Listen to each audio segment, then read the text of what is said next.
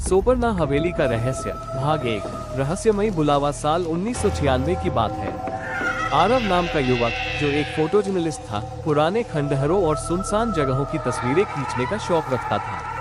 एक दिन उसे बिहार के एक गांव धनौरा से चिट्ठी मिली। लिखा था, सोपरना हवेली में कुछ ऐसा है जो सिर्फ तुम्हारे कैमरे में कैद हो सकता है।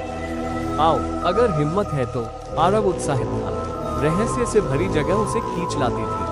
भाग 2 हवेली की पहली रात। गांव वाले उससे आंखें चुराते थे। किसी ने हवेली के बारे में बात नहीं की। बूढ़ा पुजारी बस इतना बोला, जिसने भी वहां रात बिताई, सुबह तक उसका दिमाग उसका नहीं रहा। आरव ने फिर भी कैमरा उठाया और हवेली में घुस गया। हवेली टूटी फूटी थी। दीवारों पर पुरानी तस्वीरें थी, जिनमें चेहरों की आंखें खोच दी गई।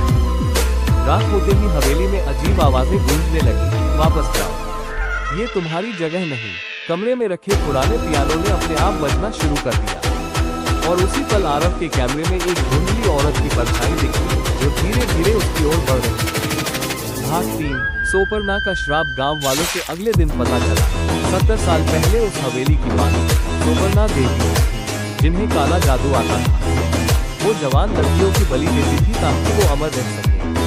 एक दिन गांव वालों ने उन्हें जिंदा जला दिया, मगर मरने से पहले उसने श्राप दिया, जो भी मेरी हवेली में आएगा, वो मेरी आत्मा का हिस्सा बन जाएगा। आरव ने रात में फिर हवेली में कैमरा लगाया, मगर जो फुटेज आई, उसमें वही औरत उसके बगल में खड़ी थी, मगर आरव को पता भी नहीं चला।